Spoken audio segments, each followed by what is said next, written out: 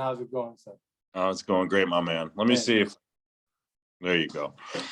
Well, it's great to see you, my man. Thank you so much for joining us today. Oh, my pleasure. Thank you for having me. This is truly an honor to be able to work with you on this and speak about Demetrius and get some things out in the open. So thank you very much. My honor. It's my honor. So where did you grow up? What was life like as a child for you? For me, I was an Army brat. So I was a military brat. I grew up, traveling around the country. Had the opportunity to live in Germany on a number of occasions. Fort Knox, Kentucky, which ended up actually being the place where I graduated from high school. So more or less every 2 to 3 years, I was moving to another location, either stateside or over in Europe. So it definitely kept me moving around. So what was that like? That's funny because I moved around a lot as a kid too. Not the military is just one of those situations where, right. We moved a lot, mostly in the same area. So it wasn't like, but what's that like having to move around a lot? And what did you learn about yourself from having to endure? I tell you this, John, it really gave me an opportunity to, kind of understand. You have to pick up on people very quickly. So you move and, there's different cliques going on. There's different persons that may have been at a certain base for, 3, 4, 5 years maybe. And so one of the things that the military life really taught me is just how to read people very well. You have to get acclimated quickly. Unfortunately, I played sports. So a lot of the times I was, in two-a-days for football before school even started for a lot of people. So it gave me an opportunity to at least have teammates that I could say hi to in the hallway or something along that line. But overall, it just really helped me to grow as a person. You kind of have to grow up quickly because there's no time to be sad that you have to move. There's no time to, oh, I'm going to miss my friends. The great thing about the military, though, is more times than not, you would end up meeting someone else. You meet friends that you maybe have met 2 or 3 years ago at another base, or they would be in the same location. So I definitely feel like it helped me to grow in how I interact and engage with people, and the ability to really kind of get a beat on people and read people pretty well. What were your parents like? Well, my dad, he's actually a retired colonel in the military. So he was an officer. So my dad, I used to be 6'6". Now I'm shrinking in my old age. I'm down to 6'5"3/4. Oh. But my dad's a big guy. So my dad was about 6'4". My mom, very, very loving woman, took care of us. She had to take care of 3 hard heads. So my brothers, I had 2 younger brothers that are twins. And I know that we could be a handful at times. So I was very blessed to have a strong mother, strong father, very organized. I mean, I didn't have to bounce the pennies or nickels off my bed or anything like that. But I tell you, you had to really keep everything in order, or it would be dad to answer to. But overall, provided, gave us the best opportunities. I was able to meet a lot of great people, colonels and generals, just leaders, just throughout different bases, to help me become more of a leader. As I've gotten older. But very loving family, very, very blessed to have the mother and father that I had. They've been married, I'll say, over 30 years. I had the opportunity to go back, and they renewed their vows a couple of years ago. And so got to be a part of that. And God willing, my marriage will go in the same path. And I will be celebrating, a silver anniversary and do all the fun things that come with that. But I was very blessed. Great parents, great brothers, great family. Yeah, well, it shows. I know you to be, Will. And it's funny you say that today. Actually, it was my parents' 51st wedding anniversary. So we had long, it's called El Taco Real in Camden, where I'm from and where my dad grew up. And I was thinking on the drive back to Elmhurst, where I live, about how fast time goes. And, just how forward I look forward to seeing you guys, even though it's through a screen. Mm-hmm. And there's something else about this, and it's our youth, it's Yes. gone, right? And it's Yes. sometimes, and it goes by so fast. I wonder where the time has gone. And I Yes. wonder, looking at my family, 51 years, my parents, and I know. we're now hitting the mid-century mark, Exactly. and it goes faster the older we get. Mm-hmm. It And does. some days I'll get trapped in a memory, and it's the memory Mm-hmm. of being really on the field with you and other guys like Mm-hmm. you, Yes. because no way to describe that feeling of what it was like to be there at that time. Mm-hmm. And I don't know if you want to be able to speak a little bit on just your Oh, memory. yes. It was an amazing time. I mean, when we look back, Notre Dame, we were at the top of the food chain, so to speak. We were at the top of the heap. We had great players that we played with. I mean, we had the Demetriuses. We also had the Jerome Bettises, the Ricky Waters, the Irv Smiths, the Rick Myers.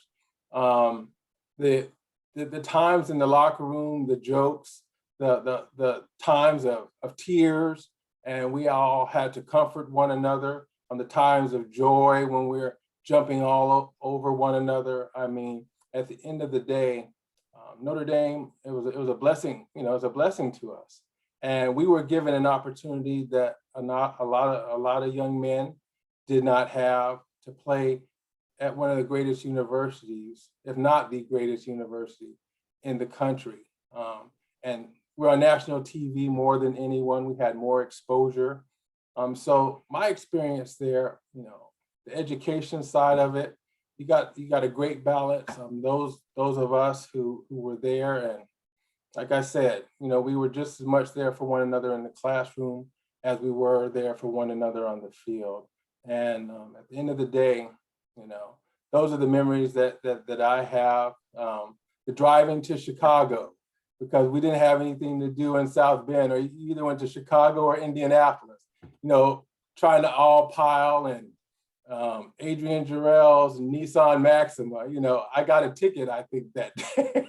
Oh, no. So it's those types of things that you remember, as well as the wins and the losses, the great places we were able to play, the Michigan States, the bowl games we were able to play in. We were fighting for that national championship every year. We had that opportunity. So got to play with great guys like yourself, that we all can, look back at those times, look at each other today, that we can still smile in the midst of, those things that were bad, as well as those things were good. I can tell you, I love you. There's other brothers on the team that I feel the same way. But at the end of the day, past the passes and the first downs and the touchdowns, the camaraderie, the time we spent together in locker rooms, the time we spent together in hotels, time we spent together on buses. There's a lot of things that happened in those times that we have to reflect on, and it's truly a blessing to have those. Absolutely. And I love you too, Will. And thank you, sir. I mean, from the bottom of my heart. Most definitely, John. Let's talk about Demo. Mm-hmm. Let's. Tell everyone, your relationship, maybe your first memory of him. Like, and it's funny that you would ask that. My first memory of Demetrius, we actually came in at the same time on our visit. And I never forget, we went to one of those little parties that would happen down in the basements of our dorms. And that was part of our experience. But had an opportunity to come in, and for whatever reason it was, we just ended up bonding with one another. We just ended up hitting it off real good. The entire time we were there, we were kind of making sure, hey, where are you going to be? Where are you going today? What is your schedule for today? So I had the opportunity of meeting him on my recruiting trip. And from there, we had to fill out our forms of, if you knew someone you wanted to be a roommate with. And I think I know I put him on mine, and I'm assuming he put me on his, because we ended up being roommates. And Nice. so we ended up coming in and ended up being roommates, even though we were on two different sides of the ball. You know, being a wide receiver, him being a linebacker. We both saw great things in one another, and there was something that there was this bond that came out of that initial engagement with him that pushed us to be roommates. So we were roommates for 2 years, and kind of the rest is history. So tell me what it was like living with Demo, and you guys were in Grace Hall. Yes, we were in Grace Hall. It was very interesting. We both came. Our families. We have one of his uncles really cooked very well. I can't remember his name, but then there was another uncle that we called Unc, and then we had my dad being military. He was always up there. So Unc and my dad, food and stuff was always coming through. There would be times I would have something good that my mom cooked in the refrigerator and get back and it was gone. But his other uncle make this awesome pound cake, and I would do the same. He'd come back and chunks of it would be gone. But overall, it was definitely a great experience. We played together on the field. Having that opportunity to we come home. I mean, we both, you do the study halls and things like that. One of my big memories out of us being roommates and just part of that relationship. Our freshman year, I was blessed and fortunate enough to letter that year. And as you know, there's a ceremony where they present us all with our letterman jackets and everything like that. So that night, I was presented with my letterman jacket. I was one of several freshmen that were able to letter that year. And we get back to the room, and my dad calls. Demetrius picks up the phone, and I just kind of hear them talking kind of back and forth. And last thing I think I remember hearing my father say was, Demetrius, just be careful, just watch over Will once you present this information to him, basically present this to him. And what had happened was my grandfather, so my mother's dad, had passed away that same night. Had passed away, and I got the phone call. Demetrius picked it up, and the first thing he did was just give me a big hug, and he just embraced me. And then he told me what happened. And he more or less, kind of talked to me for a minute, and then of course he put me on the phone with my father, and we had that conversation. But to have someone that it's past the football field. It's past the classroom, and he could have done any other thing, but first thing he did was embrace me and tell me the news in my ear, and help me to get through that. I was very close to my grandfather. I'm very close to all of my family, and that was just a big time that I remember, and I was blessed and fortunate, like I said, and I use that so much because I truly am and truly was, to have him in that moment to help keep me encouraged and lift me up in that time of loss. Yeah, man, that's really, really touching. I got to tell you, that really struck a nerve here. And, people can say whatever they want to say about Demetrius and the struggles but his humanity was exceptional. And can you speak on just what kind of both of your dreams and hopes were for life, and at 18 and 19 when you're working, studying together? Wow. Yeah, we were both going to the league. Everybody, if you're coming to Notre Dame, and if you're coming to, that type of organization, that type of football history, you feel like you're coming to the top of the heap, and in coming to the top, your goals and aspirations, of course, are the top, and the top is the NFL, and we both wanted that. We wanted that for each other. Of course, we all wanted it for our teammates, but Demetrius was an individual that I will say people loved him throughout the dorm. He wasn't a person that was very caught up in, I'm a Notre Dame football player, I'm above everyone, you all are all beneath me. He engaged with the students. He ate, drank with the students. Drank being, you sit down and break bread. You have some Kool-Aid, a soda, you get some pizza, from downstairs. And he was always mixing in. He never separated himself from the student body. And I think, so many people, even outside of our football team, if you had the opportunity to speak with them, they loved him. I mean, everybody on our floors, that engaged with him. He had a number of friends that were students. There are a number of people he would just eat with in the cafeteria that weren't even part of our team. And so, he opened himself up to the public and allowed himself to be engaged and allowed himself to be a part of so many people's lives. Yeah, absolutely. And so after your sophomore year, you guys don't live together anymore, but what was your relationship like with Demo than the rest of college? Well, I mean, of course we had to engage one another on the practice field. I mean, we would see each other from time to time. Of course, we would talk with one another, but I want to say that Demetrius moved off. I want to say that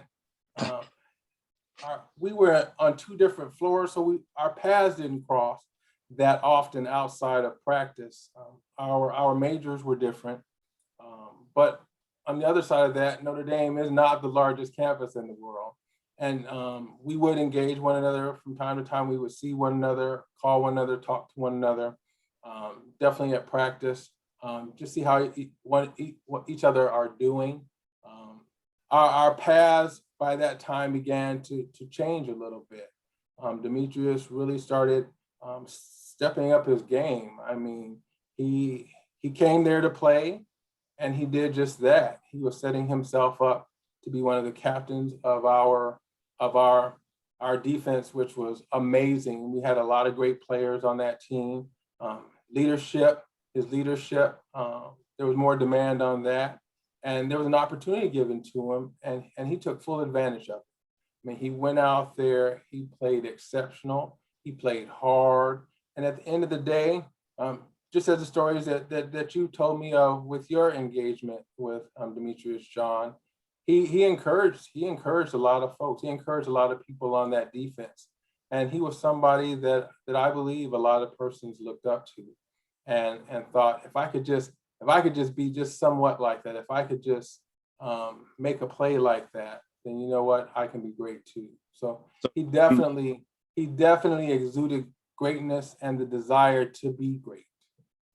Yeah, and you were both really, both lettering as freshmen. That's very rare. Not many do that. Yes. Mm-hmm. And so you're both going, I think, freshman year and then sophomore year. And then tell us your story, though. What happened with you? You're on a high trajectory. You're huge. I remember just thinking, I cannot believe this dude is a receiver. He's bigger than me and I'm a tight end. And he's blazing fast. But you know what? It's funny that you would say that, because today, right now, I really don't feel that fast. But let's put some qualities. I had good height, size. I ran a 4.38, 4.40.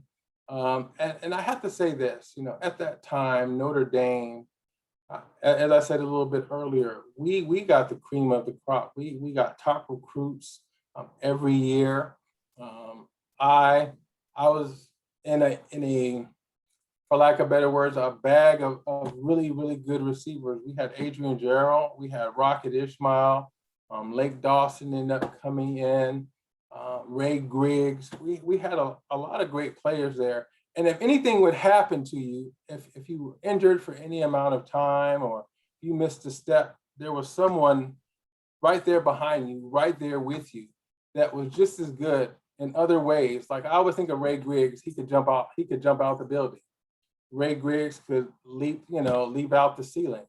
Adrian Gerald ran beautiful routes. Not that I didn't try to do any of those things as well, but I injured my shoulder, and injuring my shoulder, I really didn't know how bad it was until I got into my later years and found out that my rotator cuff, it was stretched to the point that my shoulder would just fall out. If I put my arm around someone, it would fall out, and I'd have to say, "Excuse me, can you move so I can pull my arm in?" And so I ended up having a shoulder injury and didn't really realize how bad it was until it was, late into my junior year. And after our bowl game, I actually ended up having surgery. And so I think a person as myself, as big as I was, as fast as I was, I really felt that probably could have been a more physical person. And not to make any excuses, but at the same time to try to block. I mean, we ran the ball, we threw the ball, we did a lot of those things, but the physicality of the game, I think it impacted my opportunity to move at a faster pace and move forward. So, that's something I probably should have spoke to a lot earlier in my career, like my freshman year, my sophomore year. But back in those days, you were like, I just have to, you have to suck it up. You have to, pain, you got to eat it. You got to drink it. You got to, and move on. And I did end up getting it taken care of.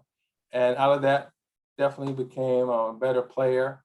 I bounced around following college. I did CFL, I did NFL Europe, Amsterdam Admirals, and in the Canadian Football League, I worked out for like Baltimore and Saskatchewan Rough Riders. And once I got to arena football, I was just like, you know what? I can't get my brains knocked out. I have to use this education that Notre Dame gave to me and this opportunity.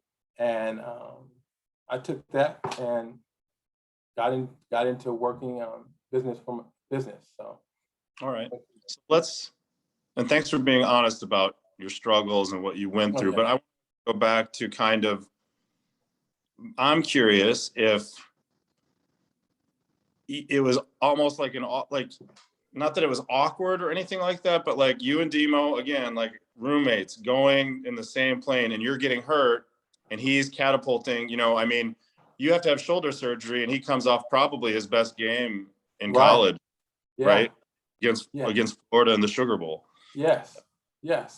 So, you know what I'm saying? So he's going to be the captain. He's an All-American that year. Yes. Is there almost like a sadness on your part, or like, oh man, that was going to be me too? And how did your relationship change after that? Was he more quiet with you, or was he trying to coach you up? What was it like? No, I think in that time, there wasn't necessarily any sadness on my side.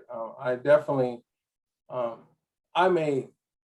as you've heard throughout this conversation, I'm very blessed, and God has really done some good things in my life. But even in that time, I was nothing but excited for the Demetrius DuBoses of our team. I was nothing but excited for the Reggie Brookses of our team. And I mean, we all came in with high aspirations, and even amidst, having had surgery and my trajectory changing somewhat, there was still a feeling in my spirit that, hey, you know what? You still have a chance. You just need to have that chance, and having that chance, everything will speak for itself. But no, I never, there wasn't any sadness towards Demetrius. Again, when you're the captain of the team, the circles change. Demetrius, he's moving in just a different direction. At that time, I want to say he moved off campus. I stayed on campus for my entire 4 years. The year that, going into our senior year, he was off campus. And so we had a number of our teammates that did the same.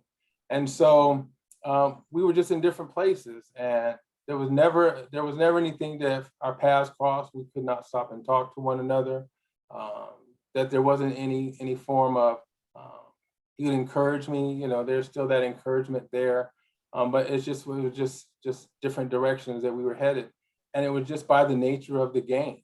I mean, he's captain, he's starting. I'm still at the other end of the field. I'm still running, with the first, second, third string guys. I still lettered every year for 4 years, but just trajectory change.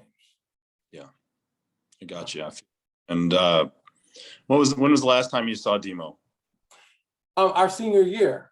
I did not see Demetrius moving past our senior year. Like I said, he had gone to Tampa Bay. I stayed half of a year. There was one class that I needed to finish up in order to get my degree. So I was still there for half a year. So Demetrius was off and running to Tampa Bay. So he hit that pro circuit right away. And from there, like I said, I was in Saskatchewan. I was in Baltimore. So we were on different areas of the United States, so to speak. And we were doing different things. So we really didn't stay in much contact. We didn't stay in contact following that. Last thing that I remember is the situation that I know we're going to talk about here shortly. The tragedy that fell on Demetrius. I was in San Antonio, and so that was kind of the next time I had heard anything about Demetrius. So you're in San Antonio, and what did you do when you heard the news? Oh, I just sat on my bed. First, I told my mom and my dad. Started calling teammates. Have you all heard? Did you all see anything? Is there anything on the news? Because I want to say that I read it in the paper, or I don't know that I saw it on the news that night. Everything is a little bit cloudy just because of the intensity of what happened and the emotion that came with it. I mean, that's your teammate. That's a brother. That's someone that you fought with, that you cried with, and they're gone. And the way it was laid out in the paper, it was laid out one way, and then you would hear different, talks in the background. So it's because as I'd reach out to different teammates, it was like he was shot, X amount of times in the back. He was shot X amount of times. He different scenarios was all over the place. And so at the end of the day, though, the intensity of that, a young man with, Demetrius had a big heart. He had a lot to offer this world, and to lose someone that way, those that loved him, those that didn't, at the end of the day, a young Black man's life was stolen from him in the prime of his life. And the people that he touched up to that point, God only knows the people he would have touched moving forward had he still been here. So, where does Demo's story fit in today's world? Oh, it sits right in the middle. You have something that as a Black man, as a Black kid, we've experienced throughout our lives. We've heard it, we've seen it. We've had family members, friends that in some form or fashion has had something similar to that happen. We're seeing it on the news. We're seeing it, young Black men being killed, people having, the sheer brutality of how Black men are treated has been all over our media. And what happened to Demetrius, how it happened, for whatever reasons they said that it happened, it lines up with each and every one of these scenarios that it did not warrant him being taken from this world. Amen. Yeah. Well, Will, I know you've probably seen some interviews. You mentioned that earlier. So this is the part where I ask you to look at me, and this is your chance to say one more thing to Demo. Oh man, I I love you, and I would say that again, as I mentioned just a few minutes ago, there's a lot he had to offer. There's a lot of love he had to give. There's a lot of experience he had to give. You know, I could see him as a father. I think it was Claudia. I think it was I was listening to one of the things out of your interview, and that conversation came up as to, you know, hey, do you think I'd be a good dad, or do you think that? And Demetrius, I think would have been an outstanding father, but also he'd been an outstanding mentor to a number of different people. Had he got into the volleyball scene or the surfing scene, whatever he would have really committed himself to, when committing himself, he would have done and been the very best that he could in it. And just the way he went about his business, his character, uh, his commitment, his, you know, the values that he had. Sometimes you just have to be around someone like that for it to rub off on you. And when it rubs off on you, you take that with you. And all you do with it is give it to someone else. Your child, your son, your daughter, your friend, your grandma, your grandpa, your cousin, your uncle. And I just think that there's so many people that would be better and could have the opportunity to be better, and even their lives be different had he been here. Because at the end of the day, when you look at Demetrius, you know, people talk about the drugs and everything like that. People talk about a number of different things, but he was a giver.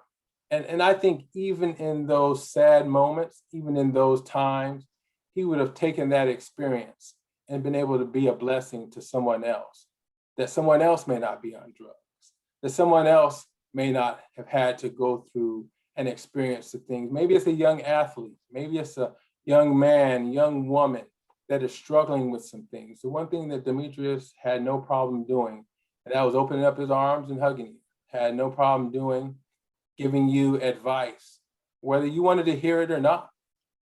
He was typically straightforward. He could be a little eccentric sometimes, but overall, you know, I think a lot of people would have had an opportunity to grow and potentially be better. I'm sure that in the times that have passed, you know, God has blessed a number of people with a lot of, you know, other folks to help them through some of those things. But, you know, Demetrius was a unique individual. He was a special person. And those things is what separated him from a lot of people. You know, there's a difference in being great and good. And Demetrius was great. And in that greatness, he would have made other people great around him. He would have been a great influence to a lot of others. So Yeah, absolutely. Yeah. And Will, this is the last one. Okay. And again, just keep speaking from your heart. Yes. And I want to say, you can say anything about any subject. It doesn't matter what it is, whatever just comes out of here. I want you to let it go. Okay. Go for it. Oh, just what I feel? Whatever. Oh, man, I just, you know, I'll say this. One final. My final stamp on this, I would like to, number one, I'd like to thank you, John. I mean, number one, for you to really push the envelope on this, because there are so many people that I think that have maybe tried to put this on the back burner, kind of separate this from being a part of our Notre Dame football team history.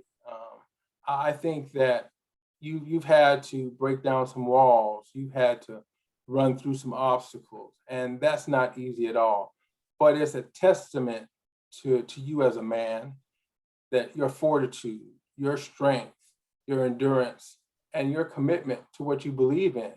And when you look at it, that's what a lot of people just need to see and know too. What you're doing is going to change some people's lives. What you're doing is going to be encouragement to others. What you're doing is going to help in this push for me, for my son, for my grandson, you know, for their lives and their future, and to what they might experience and what they may not, just from what you are doing with this Demetrius DuBose and in your engagement in the things that are going on within our communities. And so I want to thank you, and I want to let you know that I appreciate you.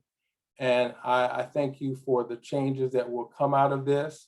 I thank you. It is very encouraging to me, because this is a story. It doesn't take a Black person or a white person. I mean, you're a white man looking at another brother, as a teammate, not as a brother because he's Black or he's white or he's Asian or he's green.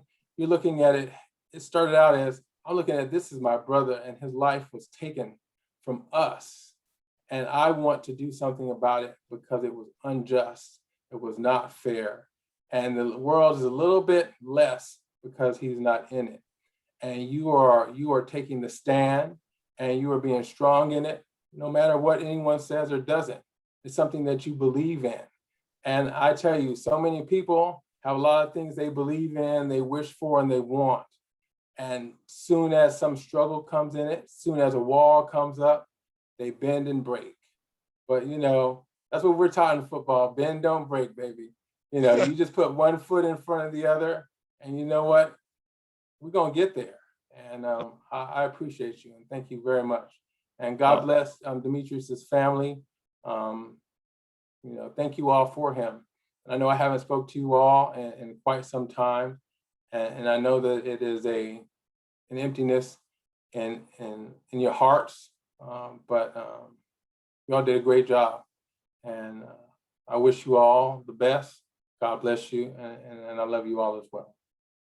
I love you so much, Will. Your words fill my heart up and give me the strength and encouragement that I need to keep going and to never stop. Again, to never, ever stop. No. And Demetrius's name is restored the way it should be, until people understand his story and can give pause as to what's going on. We can teach people. This can be an educational tool. Exactly. And that's what it. So yeah. Much. And even in him not being here, he's still helping. That's right. He's still helping. This story, like I said, it's going to help. It's going to help some people. It's going to be encouraging. It's going to make a difference in some people's lives. And thank you again. All right, Will. Bye now. All right, you all take care. Thank you again.